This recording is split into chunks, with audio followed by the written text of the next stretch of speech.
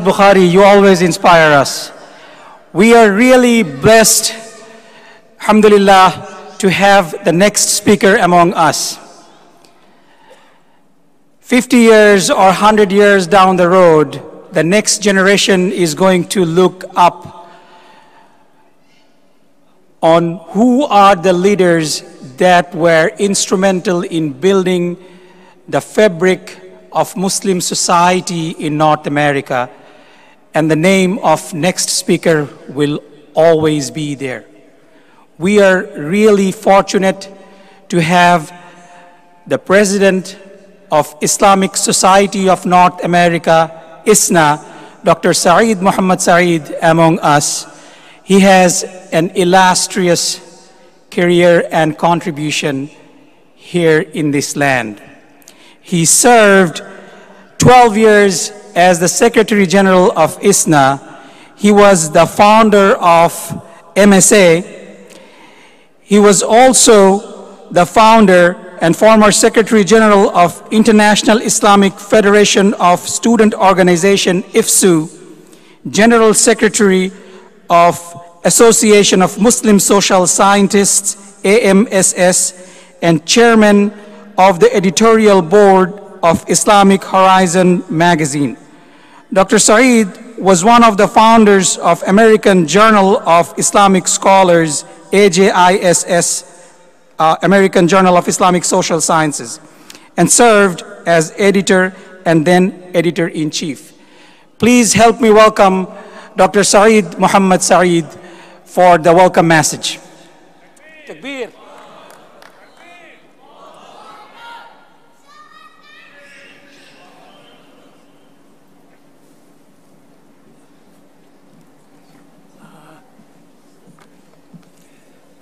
Assalamu alaikum wa rahmatullahi wa barakatuh. MashaAllah. Alhamdulillah. Wa salatu wa salam ala Rasulullah wa ala alihi wa ashabihi ajma'in. You know what Muna means? It's an Arabic word. That's why many Arab sisters and daughters, their name is Muna. Muna actually means ambition, aspiration, dream. It was 1963 when Martin Luther King had his march on Washington. And he said, I have a dream. How many of you know that it was the same year, 1963, that the first leaders of Muslim Students Association of US and Canada started for the first time an organized work in America to establish Islam, Islamic community from coast to coast. So usually people think that the dream that Martin Luther King had was to create an America with ethnic and racial diversity. But Allah had much more to give us from the same date. That is, a new religion also took its root in 1963. So what we are seeing today, from city to city for the last half a century, it's amazing for me on a personal level, addressing similar groups of Muslim Arabs of America, addressing in similar way American Muslim Pakistani doctors, addressing similar gatherings of our brothers and sisters from the African American background. So it is a blessing of Allah that we have worked towards creating a diversity within the Muslim community and reinforced the diversity of America, which is the strength of America. So we are proud of this role. And when I talk to our brothers and sisters here whose roots are in Bangladesh, I want to express my gratitude to you.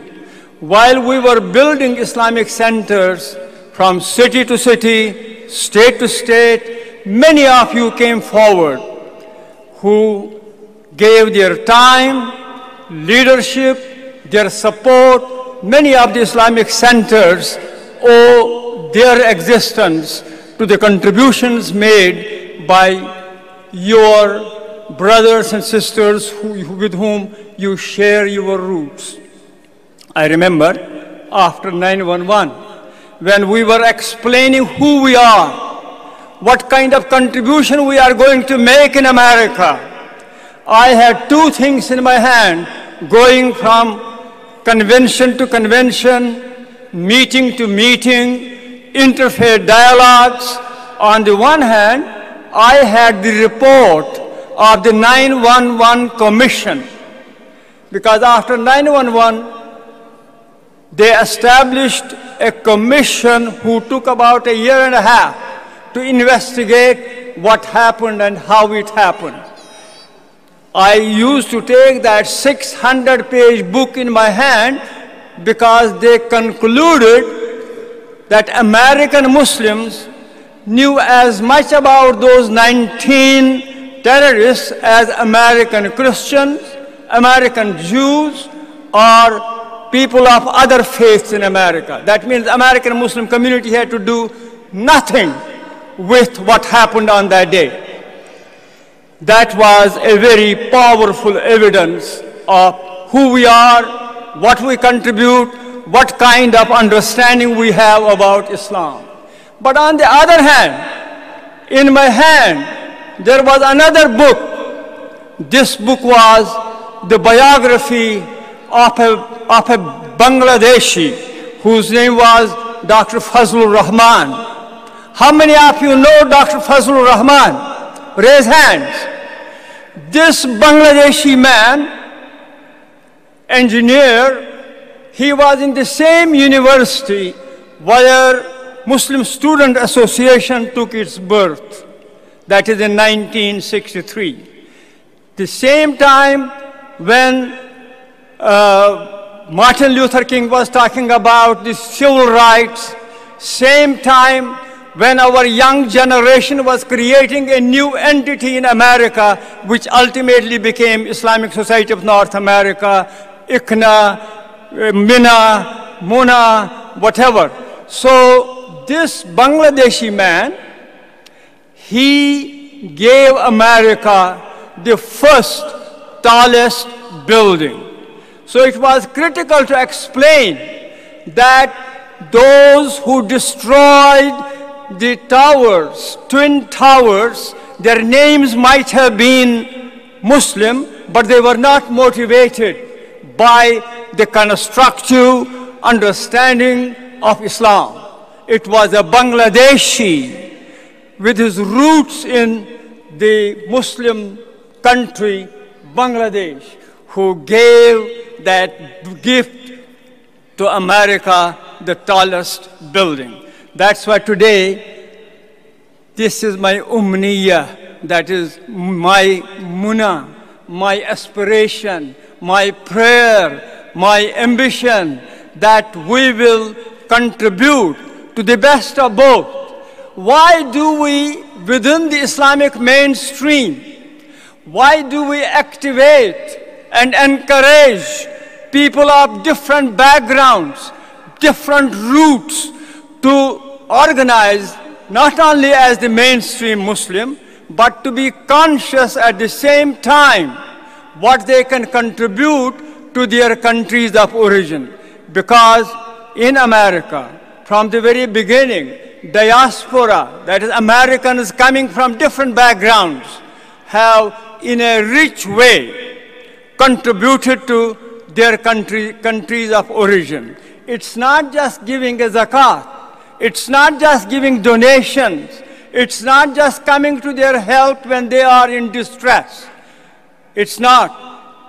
That is necessary. That no doubt is our responsibility. When there is a problem in Bangladesh, we should rush, just like we have been rushing to other Muslim countries when there is earthquake, when there is flood, or when there is man-made tragedies or natural tragedies.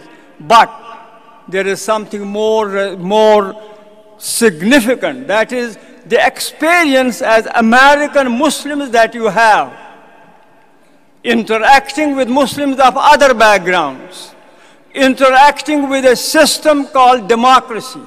Because unfortunately, 57 Muslim countries in the world have not had this experience of living for half a century in a democratic environment. And we are the American Muslims who have been blessed by Allah subhanahu wa ta'ala with all the challenges that we have to live in a country which has a constitution, a country which is committed to pluralism, which is committed to democratic values. So this experience has to be transferred to those countries so that they realize that it is not just some families, it's not just some parties, it's not just some dictators who can grab power and deprive the common people of peace and justice.